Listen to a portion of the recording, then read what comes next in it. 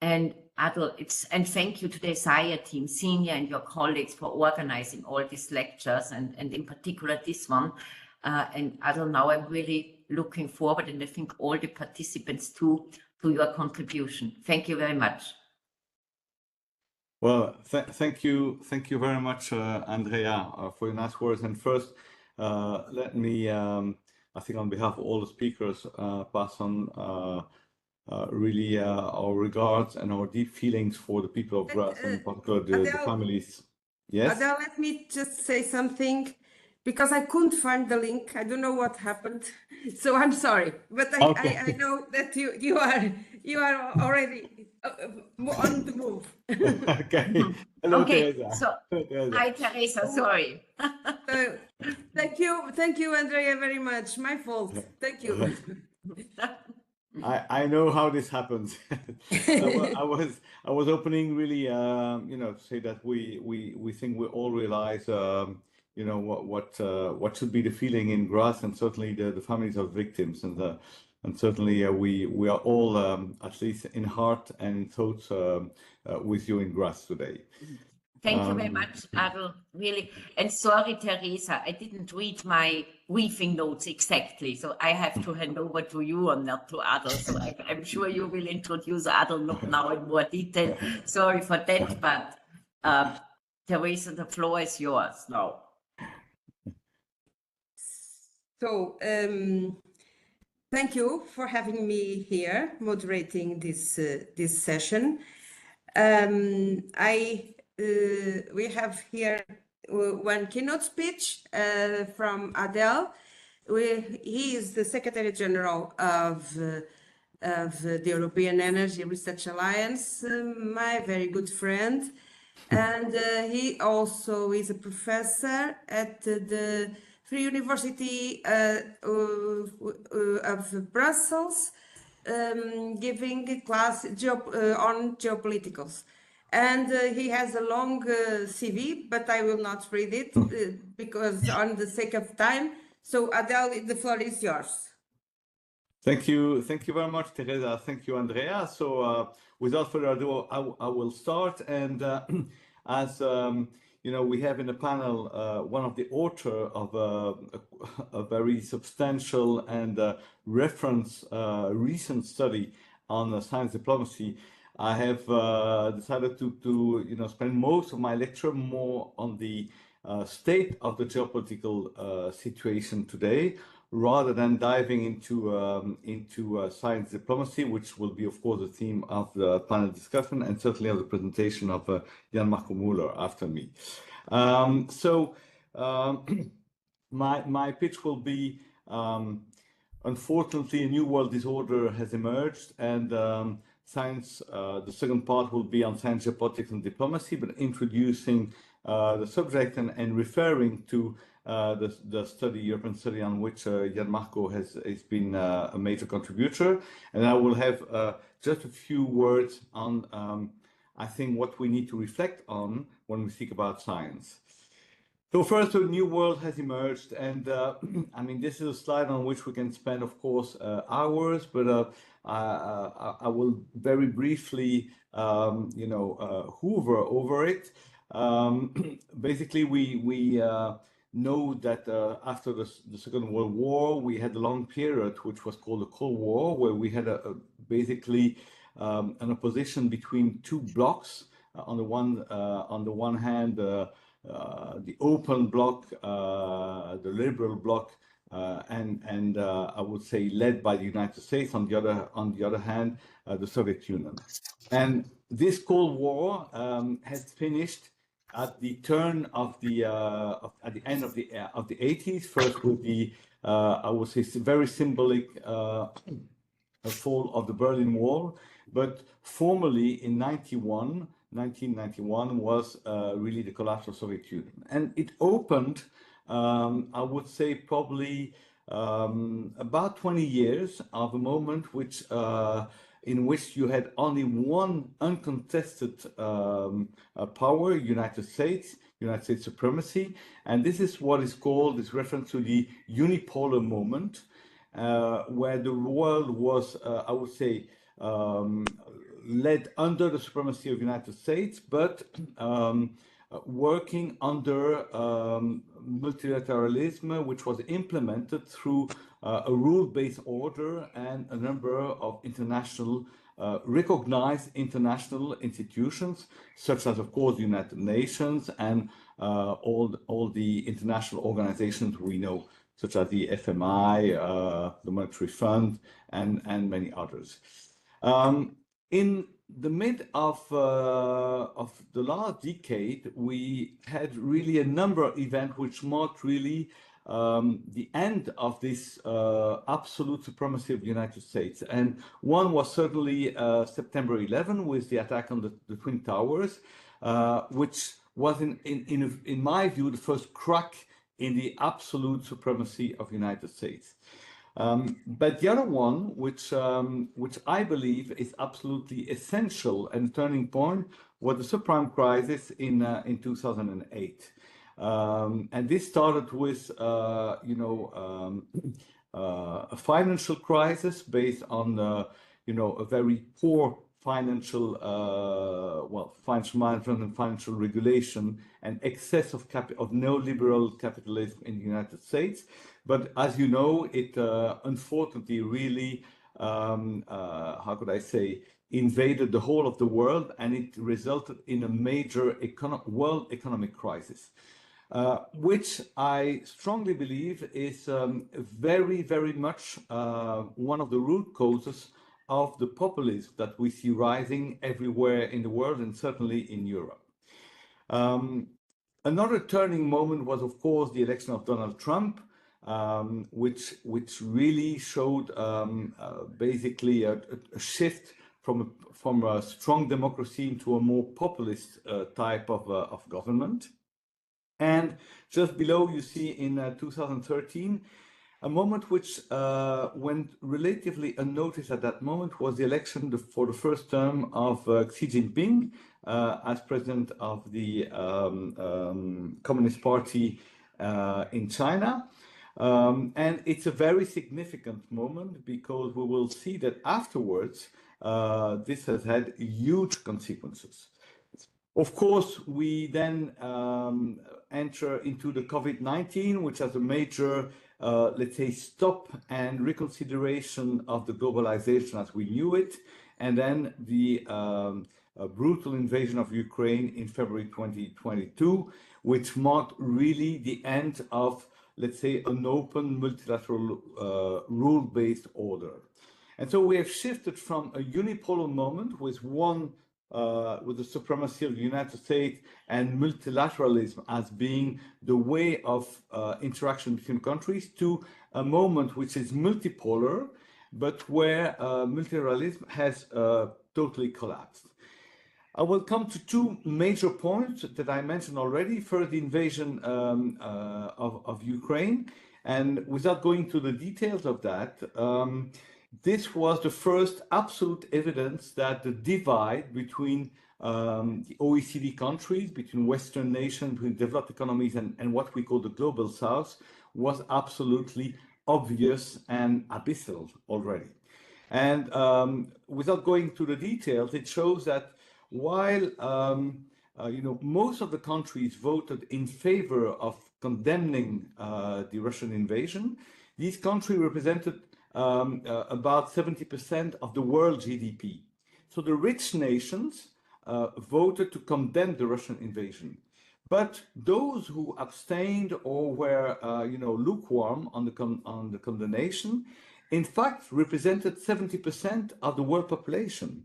And so it shows very well that this has marked the divide between the conception of a rule-based order as seen by the rich countries and the rich economies, and a totally different perspective from what I would call the developing economies, and we call it the global South, which I will use as a term, although it encapsulates very, very various and distinct realities. But for now, we'll call it the global South.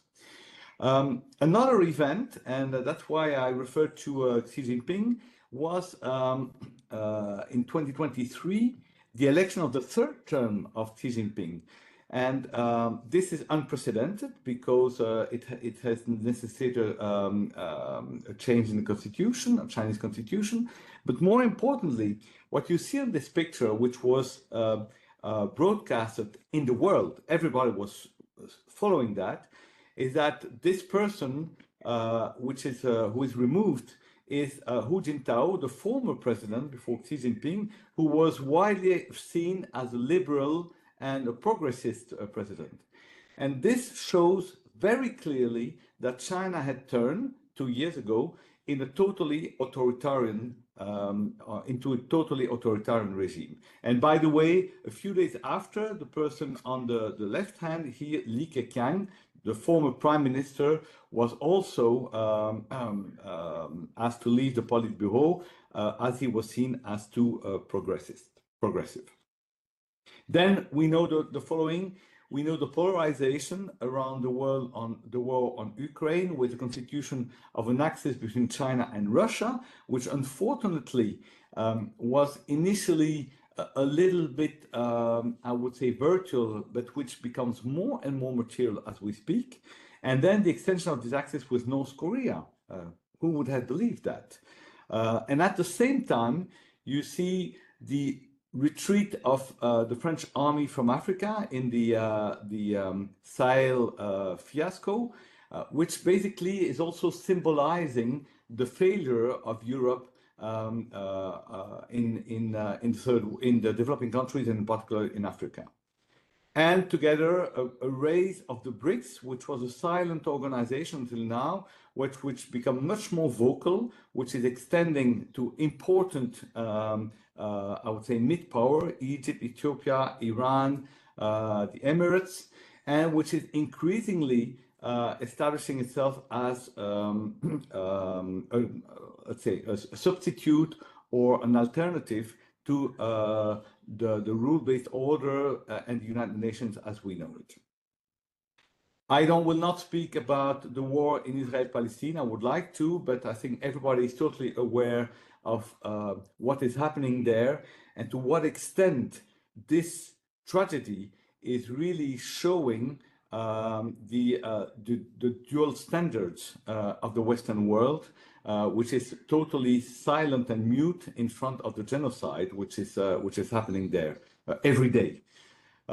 We had the election of Donald Trump for his second mandate, and this, I will spend a few minutes on this, is absolutely essential in the deconstruction of the world order, and also a second term for Ursula von der Leyen at the helm of the European Commission, but which I mention it because, although of course we're still talking about a pure democratic perspective, the political guidelines of Ursula von der Leyen in her second term are very different from the EU Green Deal of the first term, and are much more geopolitical in the sense that it is about trying to save what remains of EU strategic autonomy. In a nutshell, we have, in a few years, in a decade, not even a decade, we have moved from a unipolar world to a multipolar world. And even though the United States is still the world's first economy and first army, we see that there are many poles which are growing, and in particular China. We know that China is really moving very fast in terms of extending its military projection and military might. We have moved from a multilateral order into a world where nation states are really transactional. So we are talking about now not strategic relationship, but ad hoc alliances depending on the file. So an ally on one file could be a competitor or an enemy on another file. The rule-based order has left place to power politics, and as we know, free markets have been transforming extremely rapidly into very protectionist policies, which means that competition has been transforming very rapidly also in very clear confrontation between nation states.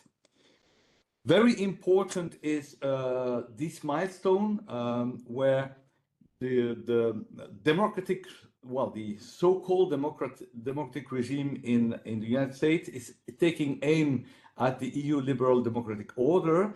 This is absolutely fascinating, but extremely significant from a political perspective. Then 2 weeks later, we all know about this Oval Office treason, basically, which is unprecedented and which is a pure reversal of the geopolitical balance, where suddenly, in one day, 80 years of transatlantic alliance has been trashed.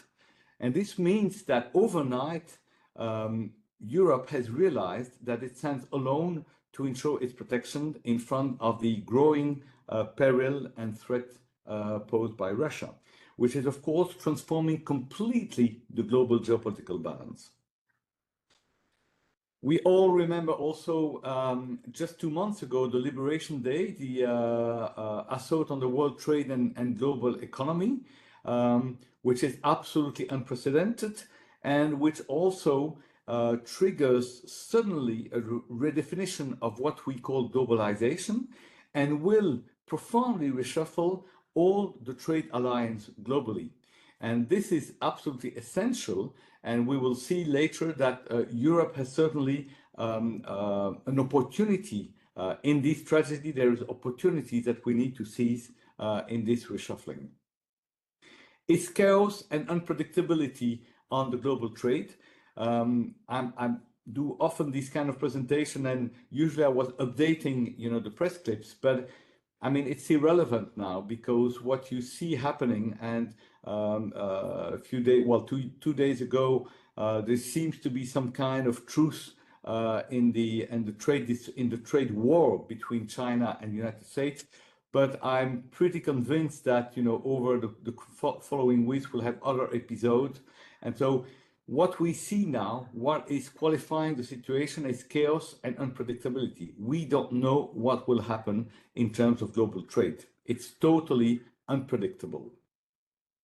The impact of that is extremely significant because not only is it a redefinition of the trade alliance, it might trigger a very significant shift in the world monetary and financial stability. And in particular, I will not comment all the press clips here, but what we see happening in the United States is a disconnection between the treasury bonds and the dollar currency value. And this disconnect is something which is absolutely unprecedented and which many observers are analyzing as a first move into the dollar losing its credibility in terms of the world reference currency. It might look as being marginal or anecdotal, but it's not at all, because the whole economic system of the United States is based precisely on the fact that the huge debt can be financed with very low interest rate because the dollar is a reference currency. If this is being challenged, it means that very quickly the US debt might become unpayable, unbearable for the economic system in the United States, and you can imagine what this could mean. And of course, what we see is that the gold rate is going up very quickly, showing that there is a mistrust in the global financial system. The race to net zero, which is the way we call this competition for having leadership on the clean technologies, which we know will be probably the most significant market in the coming decades. This is a blow on the race, because the fact that Trump has withdrawn from the Paris Agreement and has cancelled with immediate effect the Inflation Reduction Act means it, of course, a tremendous boost to China, which didn't need it, to reinsure and consolidate its global leadership on clean technologies. So we need to understand where Europe stands and what are still the opportunities for Europe there. There are some, but this is increasingly challenging, because one of the effects is that the overcapacity, the Chinese overcapacity will be, of course, mainly redirected towards Europe, which will be an additional challenge for the competitiveness of our own industries. Of course, we know that the casualty there will be climate change. This is quite obvious. And we know that the press is almost not covering anymore what is happening on COP30, the negotiation, what is happening on the climate front. In addition to that, and I know this is a bleak picture, the rule-based order is further collapsing, and we know that international tensions are increasing by the day. And you have there a number of evidence that you know, the international law doesn't apply at all anymore. It's forgotten. It's really it's not on the radar anymore. And you see more and more, and I will not mention them, but certainly in the Middle East, you see evidences that what is happening is in opposition with the international law in many respects, but still there is no ability from international institutions to take any actions against that. And the last element here is very significant and very dramatic, is that a recent poll has shown that both in the United States and in Europe, there is a majority of citizens who believe that there will be a third world war or major international conflict in 5 to 10 years from now. And very importantly, this fear is totally backed up by the best analysts and by the secret services and the information agencies. Climate and biodiversity are the casualties, we know, even though they are not covered anymore or very limited, or they receive very limited coverage. Of course, the crisis is unfolding. And this is true, of course, for climate, where we see an acceleration of the extreme climate events and of the impacts of climate events on our societies. Huge impacts which are totally unreported in African countries. But what might be much more visible from the developed economies is that a recent study has shown that the climate change will have an impact in the 2 coming decades of about 1.5 trillion, meaning 1,500 billions of dollars on the valuation of US real estate, of homes. And this, combined with the fact that Donald Trump has totally cancelled all the regulatory basis of the financial system, means that we're perfectly ready for a very soon to come financial crisis and economic crisis again of the type of the subprime. Because what happens is the valuation of the properties are not covering anymore the mortgages which are insured on it. I pass on, you know, the situation of climate and biodiversity. You've seen also certainly the discussions on the situation of the oceans, which is absolutely tragic as well. And so we are totally forgetting what is probably the most terrifying crisis that we'll have to face in the coming decade. Many people believe, and to a certain extent this is true, that the chaos which the Trump administration is generating might be of major benefit for Europe, because Europe then can stand clearly as a safe harbor, as a trusted ally, when all the former allies of the United States are, of course, deceived. But unfortunately, this is not as simple as it might seem, as it might appear. And I show here what Draghi was saying already in September in his competitiveness report. He said, in the absence of radical change of course in Europe, we are facing an existential threat. The EU is facing an existential threat. And this was in September. Recently, he has updated his findings, first in front of the Italian Parliament 2 months ago, and very recently in Portugal, in what is called the Coimbra Call. And basically what he says is that all what he said in his report in September holds true, but it's much more acute than it was in September because of the degradation of the geopolitical situation. And in particular, time is of absolute essence because where we saw that we were facing an economic war, we are more and more realizing that we will soon face a military war. And so we need to ramp up very quickly because this is not a matter of 5 or 10 years, it's a matter of a number of months or years only. So time is becoming critical. EU needs to act as a single state, and just imagine how strong is that statement. And of course, he recalled the absolute need for the EU investment of 800 billion a year, which needs to come in addition to the 800 billion for Rearm EU over 4 years. Meaning that for him, if we don't agree on a common borrowing and an integrated capital market, there is no way we'll be able to proceed to these investments. So absolutely last call for EU to act. And this happens, unfortunately, in a very unpredictable political constellation in Europe. I will not speak about Austria, but we know what is happening in many of the countries where populist and extreme right parties are either ruling or part of the coalition. And we all know the very unfortunate elections of the new Polish president last week. As I said, what it means for EU to maintain its strategic autonomy in front of what many people call now the neo-imperialism of those autocrats that you see on the picture.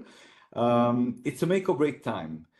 We need to move very quickly, meaning that the business as usual is not acceptable anymore. But the new opportunities is that we could be seen as a major safe harbor for economy as a safe economy and trade partner.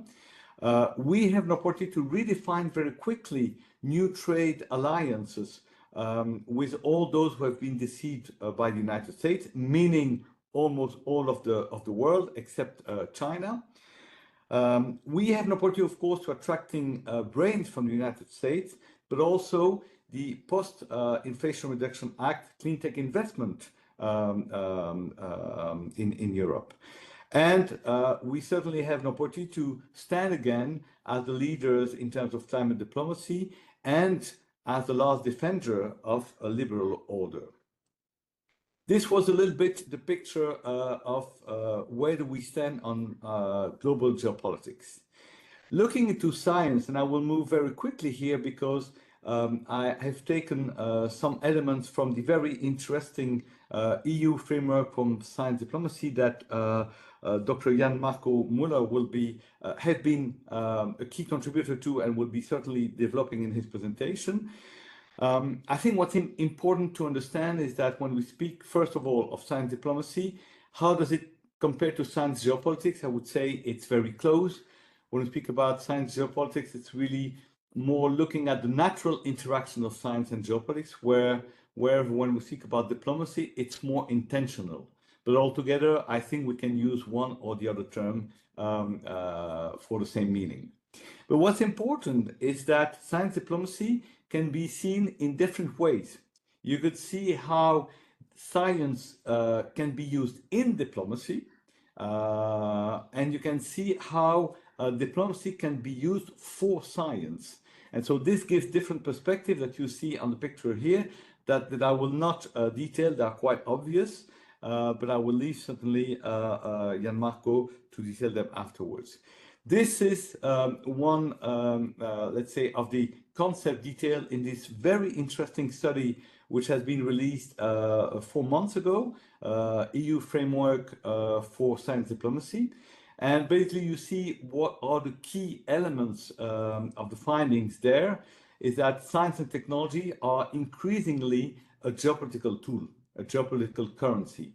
And we have the potential in EU to leverage our strong research and innovation base in many respects.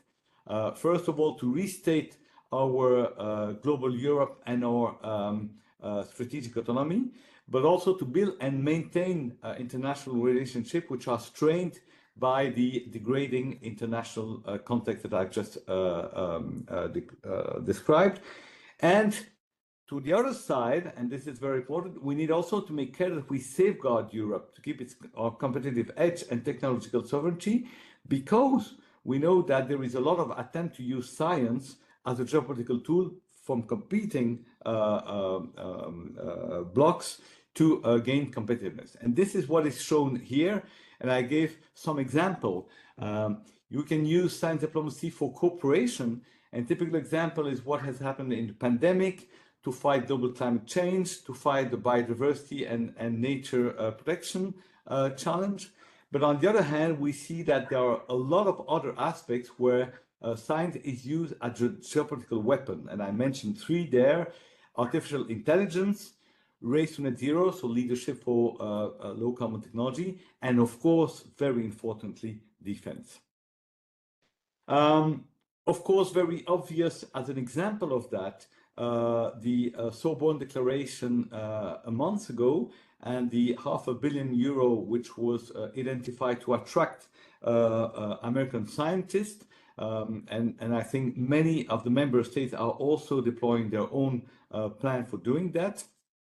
And I show that to finish on this point, what the report identifies as missions for EU science diplomacy. And it's really about addressing the common challenges of protecting global public goods. So that's about cooperation, but it's also about supporting multilateralism. So keeping bounds with countries, but defending also Europe's strategic interest. And then I will end my presentation. I think I'm just in time with just one word about when we speak about science, and this is really a personal reflection. I have personally a lot of doubts on some ways into which science is used or referred to today. And I believe that we should always keep in mind, also in the previous centuries, you know, it was more or less accepted that any scientific progress or advance would eventually benefit to the humankind, or benefit to the whole of the humankind. I think this must be very significantly challenged today. And if I just take two examples, you know, the conquest of March, for instance, to give an example, I think it's more the dream of some techno-imperialists or techno-moguls than anything that could really address the challenges that humanity is facing on Earth today, where we know that more than 600 million people don't have access to electricity or to food, simply. And if I take AI as another example, we have no other choice than to move into that space. Otherwise, we will lose, of course, in the competing world in which we are integrated. But I see personally AI as being a tremendous threat in terms of what it will represent in terms of concentration of power and to divide between those who are enabled and those who are not enabled. So I see this as a terrible, terrible invention that needs certainly to be regulated. What we see today is the race is pushing us to deregulate it completely. So we need to support the betterment of humanity, and certainly science has a key role to inform and consolidate democracy in the face of what we see unfolding in the world, and unfortunately in many European countries as well. And I will finish my opening lecture or comments here, and I thank you very much for your attention.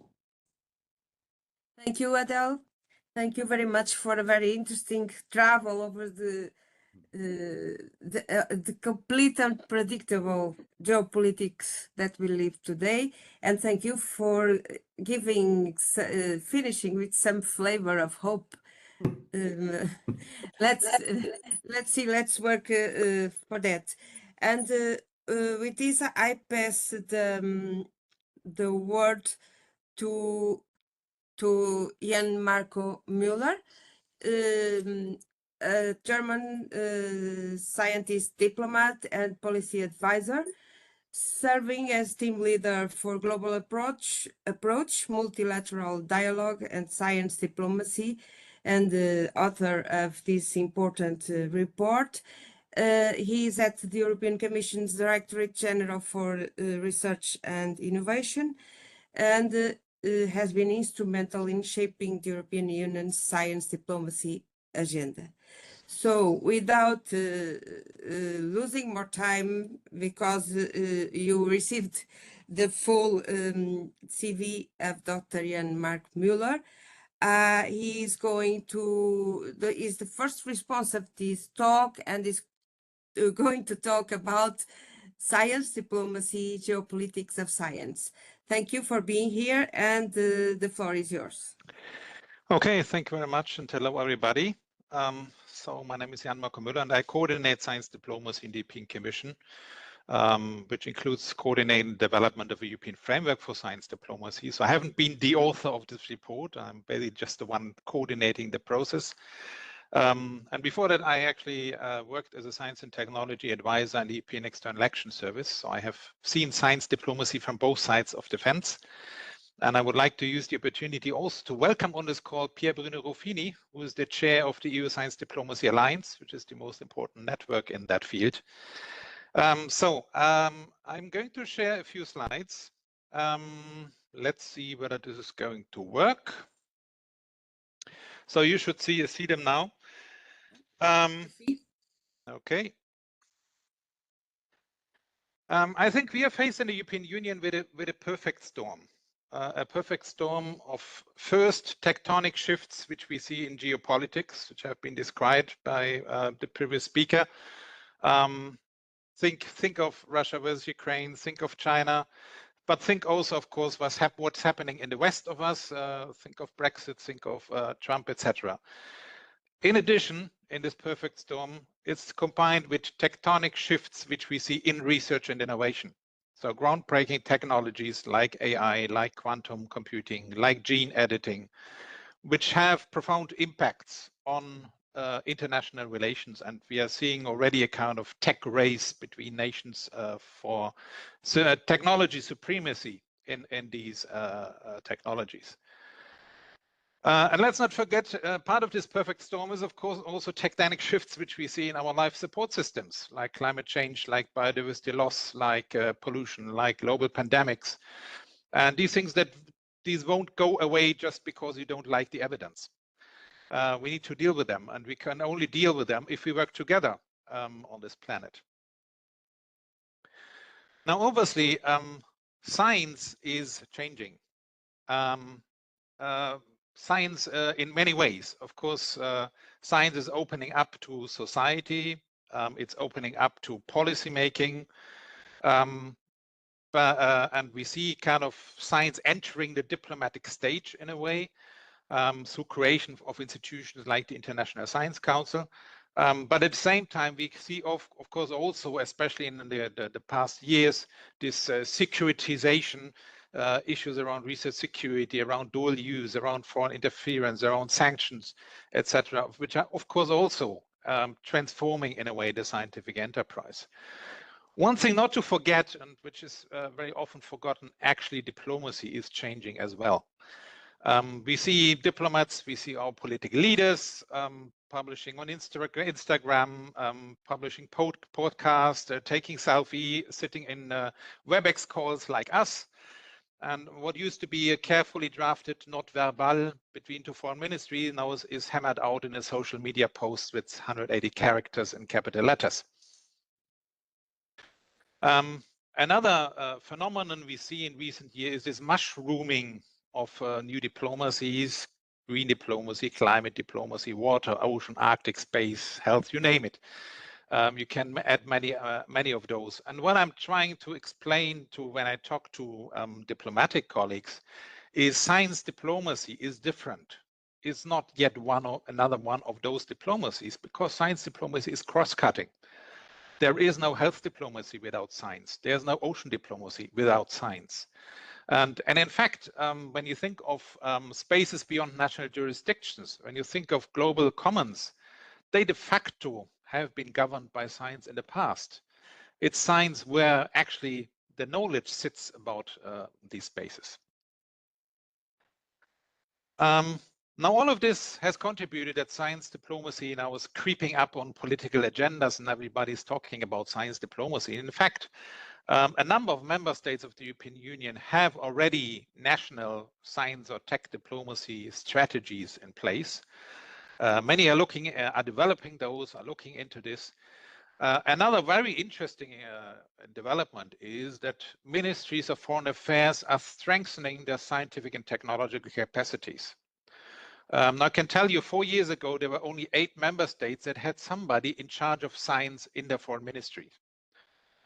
In the meantime, there are 20 member states that have either created science diplomacy units or appointed chief science advisors in their foreign ministry. And that's a very important development because actually it creates structures, institutional structures for science diplomacy. And it also shows that actually ministries of foreign affairs are taking science diplomacy very serious as science and technology becomes in a way a geopolitical currency. We see developments also at a global level. So just recently in March, UNESCO organized a global ministerial dialogue on science diplomacy. So actually it is not just nation states looking at it or kind of blocks of countries like the European Union, but also at a global level. There's a lot of talk going on around science diplomacy. Now here in Europe, obviously we are not starting from scratch. For instance, we had back already in 2015, that was under Research Commissioner Moedas, a lot of emphasis on science diplomacy at that time, of course, especially on how to use science diplomacy as a soft power. We had a number of Horizon 2020 projects around science diplomacy that kind of developed methodologies, that developed our thinking around science diplomacy. And you see increasingly also, political leaders talking about science diplomacies or publishing in social media about it. We see websites going up, etc. And 4 years ago, the European Union adopted what is called the Global Approach to Research Innovation. That's the international science strategy of the EU, our strategy for international engagement. And what I've put here on the slide is the table of contents. And if you look at this table of contents of this strategy, it is quite interesting because first it talks at length about values and principles in research and innovation, around academic freedom, around ethics and integrity, around gender equality, diversity, inclusion, open data, evidence-informed policymaking. Then it talks about how to create a level playing field and reciprocity in international science relations. And only then, actually, in the second half of the strategy, we start talking about the pooling of global efforts in science and around our cooperation with priority countries and regions, which kind of classically would have been the core of such a science strategy. And we see in this strategy 4 years ago already science diplomacy being mentioned as a tool helping the EU to project soft power and pursue our economic interests and values more effectively. 2 years ago, we had for the first time the 27 research ministers discussing science diplomacy at a political level. That was during the Spanish presidency of the Council. And what the member states unanimously demanded back then was to develop an ambitious European framework for science diplomacy.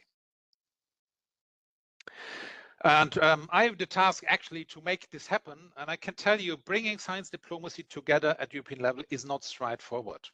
It starts with the fact that scientists and diplomats have a different concept of what actually Europe is.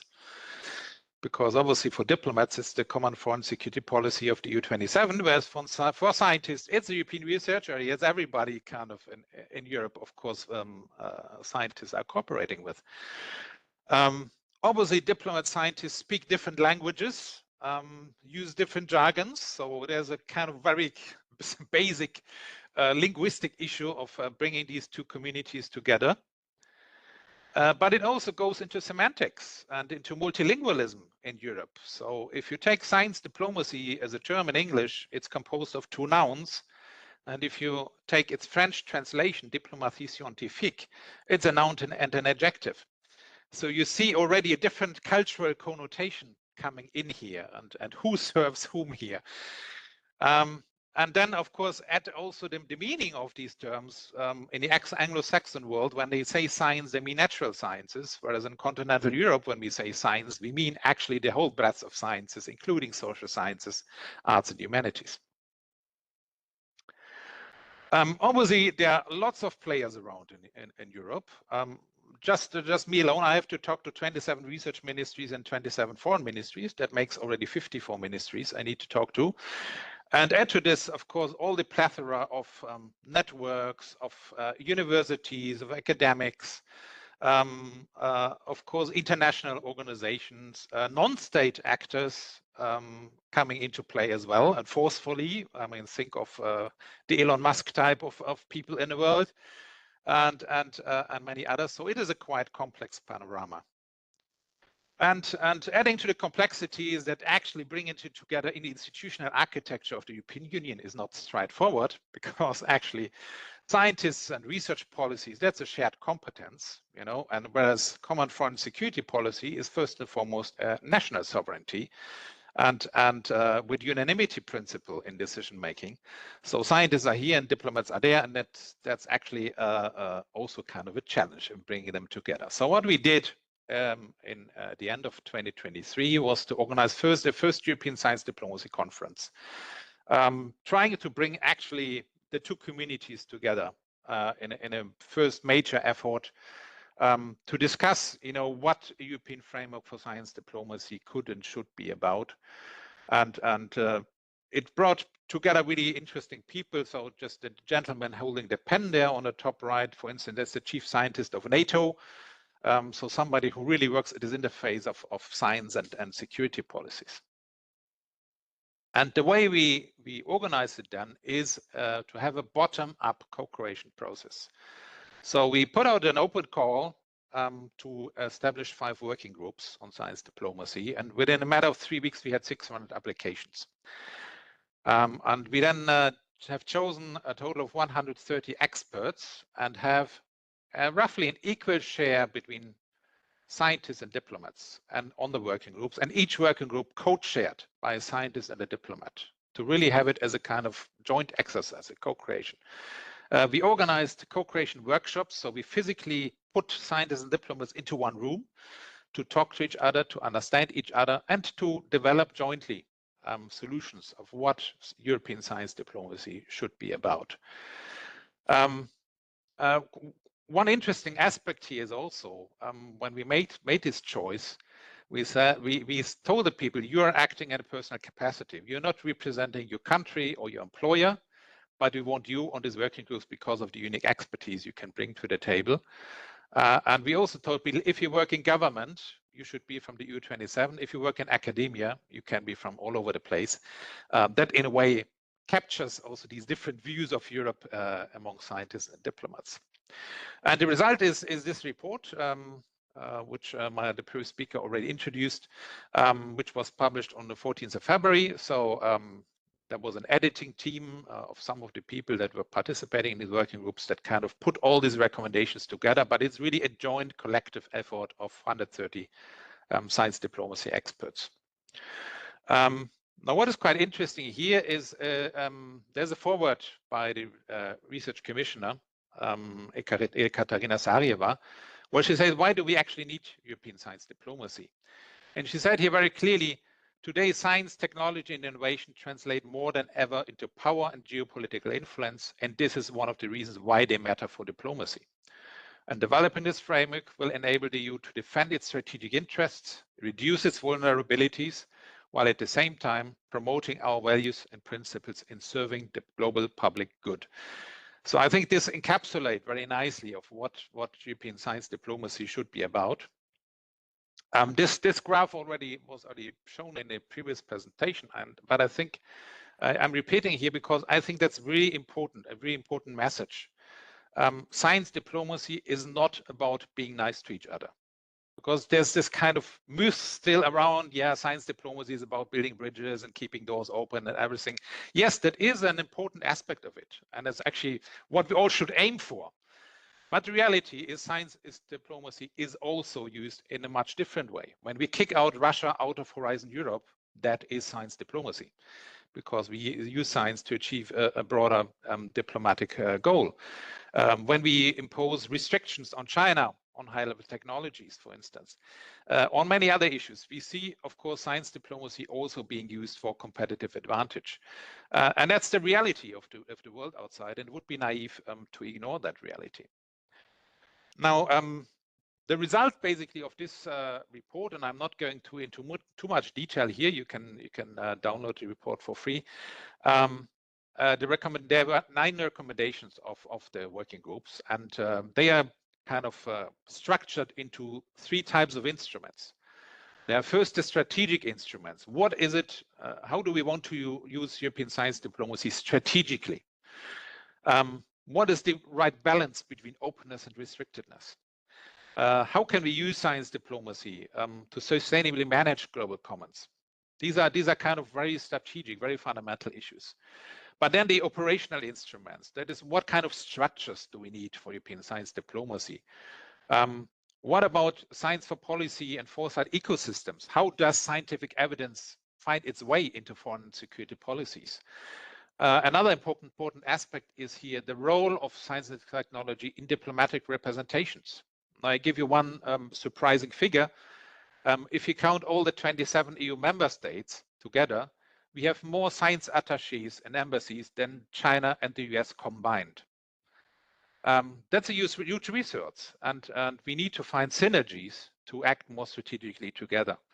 And there's, of course, enabling instruments which we need, which is about how to create the spaces where the 2 communities can meet, which is about training and capacity building, not just of scientists and diplomats, but also of those working at the interface.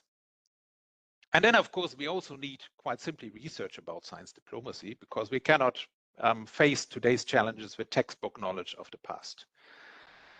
So these are the recommendations of the report. It's out for discussions. It's expert recommendations. You find at the end of this report a vision for European science diplomacy that has been formulated by the working groups.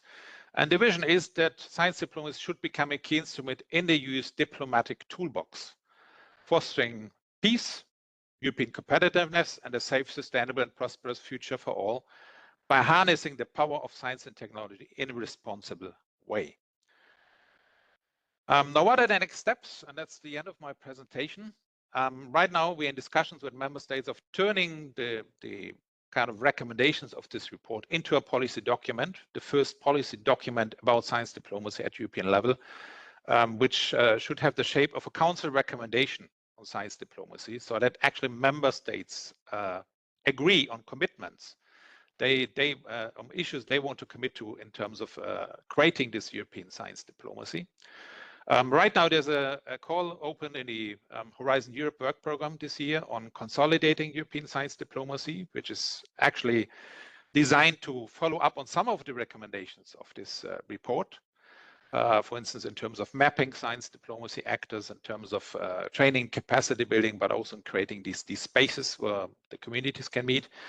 And I can invite you already now to the 2nd European Science Diplomacy Conference, which will take a week before Christmas in Copenhagen as a presidency event of the Danish EU presidency, where we want to discuss the next steps together with the community, both on the science and the diplomacy side, of course. And there are a number of other activities in terms of workshops, in terms of info days. For instance, we want to kind of organize events in member states to gather the communities in the member states around science diplomacy. We're also planning virtual dialogues with other parts of the world. And it's quite interesting. You may have seen the summit declaration of the recent summit between the EU and South Africa, which has an explicit reference to science diplomacy and cooperation between South Africa and the EU in science diplomacy. So you see this entering, in the meantime, also entering summit declaration at the highest political levels. Yep, and that's the end of my presentation. Thank you very much. Thank you, Jan Marco. Thank you for your important lesson on science diplomacy and highlighting difficulties to put it in in the sake of the future of Europe. So, and you are launching the challenges for investing in research on this topic. And I will start to discuss this on Monday with Manuel Leitor, that also refers this topic on his report, and I will have him at my research institute.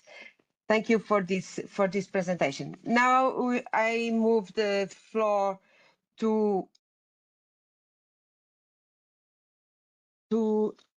Ewart Hawkes, Assistant Professor in the field of energy transition at Department of Governance and Technology for Sustainability at the 2020 University in Netherlands, and his responsibilities encompass both research and teaching, and I will stay for here as I did before, and is going to talk us about energy and science diplomacy in response to the presentation, the keynote speech of Adel.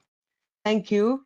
Ewart, I hope Yes. having said okay your name. Yes, that's fine. Thank you. The floor is yours. Am I showing the right screen? Yes, I think Yes. so, right?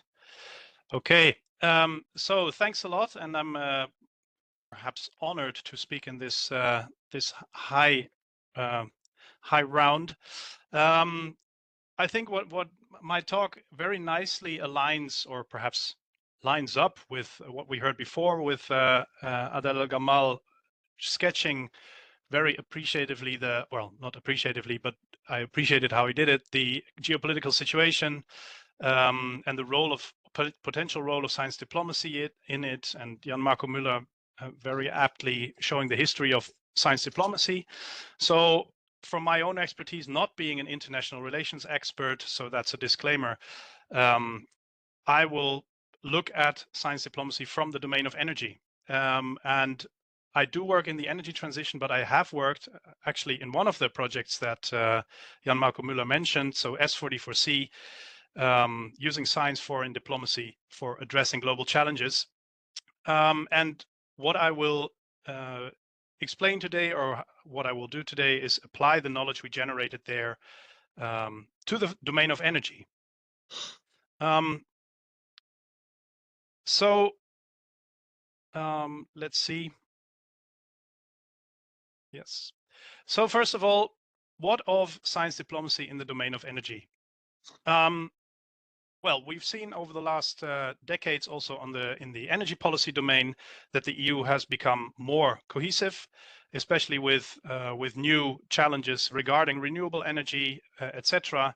There are new challenges. We've also seen, of course, the Repower EU plan, which is a very concrete response to a geopolitical event that has changed the way that EU energy policy is seen. However, if we look at it from what we call multi-level governance perspective, energy policy has always been a prerogative of the member states of the EU. They very much like to keep the energy mix they produce in their own hands, and well, that's under the subsidiarity principle. That was something the member states wanted to keep. Of course, with increased energy pressure, security problems, and the issues that have been sketched before, this it becomes more and more under pressure. And as Adel El Gammal has very nicely sketched, the recent developments have turned the tables on this as well.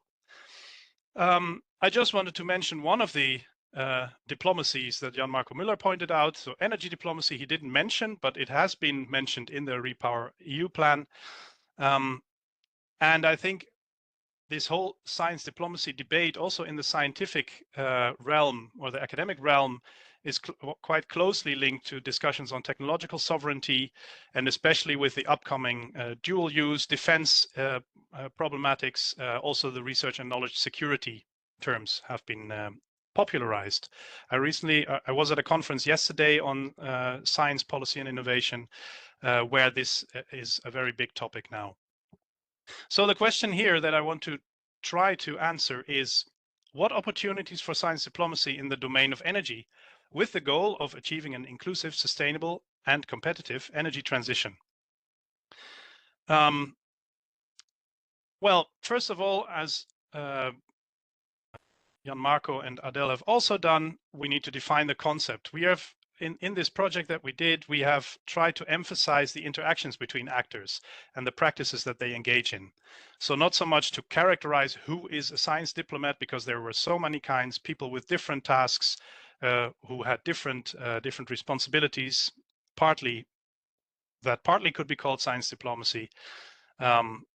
So what we came up with is this quote: it's the collaboration between existing and new stakeholders working in the science, technology, and innovation community, the diplomacy community, and the policy community on different levels in the multi-level spectrum of decision-making within an international politico-scientific context that can be characterized by activities ranging from competition to collaboration. So this notion of competition and collaboration is indeed also echoed there. And I will show in one of the next slides a bit more concretely how this perhaps a bit complex quote can be visualized a bit more. We came to this due to what at the time was let's say the state of the art in terms of defining science diplomacy. It has been presented also from the recent report. But before, in 2010, there were only 3 of these 4 mechanisms of science diplomacy. So science for diplomacy, diplomacy for science, and science in diplomacy. There were other perspectives trying to frame it from an interest-based perspective. So by Gluckman, so looking at science diplomacy as a national, bilateral, multilateral interest, and also what the purpose would be of science diplomacy. So in our view, we were missing this practice. So what is happening in science diplomacy? And what we thought is that we have to see science diplomacy as an interaction space. And this interaction space, of course, happens on the backdrop of this international politico-scientific context, the geopolitical situation with all its global interdependencies and causalities, competing value systems, which are more and more competing nowadays, and also the interference of national and global crises. And within this, we have these 3 overarching or overlapping circles or spheres, where we're talking about practices of scientific knowledge production, so largely scientists, but also people who have can be science advisors at various institutions. It's about politics empowering, so it's about who defines what has to be done, decisions that are made, and also the power resources at various, or the power relations between various institutions, and also who gets to define what the problem is and how that is done, what the practices are to do so. So if we apply this idea to the energy domain currently in the EU, we could have a look at some of the interaction spaces that you could call that. And for example, within the EU, we have the EU Energy Platform that was partly set up as a response to the Ukraine crisis, and that has as task to coordinate the EU energy procurement. So it's of course a closer collaboration between member states, but it's also looking outward to ensure energy security, and it's also a collaboration with industry. And also the European Union Agency for the Cooperation of Energy Regulators. So the member state energy regulators are also collaborating more and more to face and address the challenges that new energy technologies, but also challenges to our energy systems are creating. But on the other hand, we also have, of course, where the EU is the member or initiator of these interaction spaces. And this is perhaps, we see this happening, and the EU has been working on this, and there might be more potential to jump into this unstable and unpredictable situation. The UN Paris Agreement is, of course, a very well-known one where the EU has been a member and is fulfilling its, or trying to fulfill its obligations.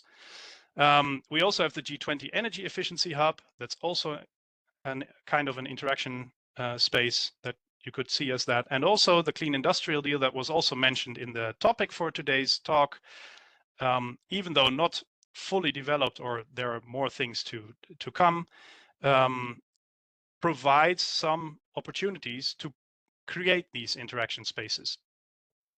So I think there are several interaction spaces that we can already see. But what is another circumstance that you need is in energy intelligence. So we need to know what happens or how energy is developing, both on the supply side and the demand side, where to get these on the international market, etc. So what you would need could be a science diplomacy observatory as a kind of clearinghouse, and I'm relying very strongly on my collaborator Stefan Kuhlmann's work here on this this strategic intelligence notion.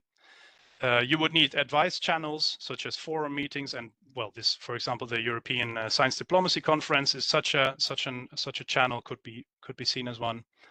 And you need brokering functions, and there are traditional science diplomacy organizations such as SAPEA, Science Advice for Policy by European Academies, the INGSA network, or the EU Science Diplomacy Alliance that was also mentioned. Those are more focused on science diplomacy per se. You could also think of, are there any brokers around that could also fulfill this strategic energy intelligence position for this specific domain? And perhaps, well, the European Energy Research Alliance could step in there, or perhaps we need or the European Energy Agency could play a role there, or perhaps we need a European Energy Agency. So these could provide the strategic intelligence that is required to feed this the science diplomacy for energy in the European Union. So if we look at how we can position the EU energy landscape vis-a-vis science diplomacy, I think there are these interaction spaces, and I've only mentioned a few. You might have also thought of others. And I think there is strategic intelligence gathered. I only mentioned a few, but there are, of course, also the publicly available things by the statistics bureaus, by the International Energy Agency, by the OECD, etc. But in terms of science diplomacy, it's always the question, are these the right spaces, the right interaction spaces to decide on what to do with energy?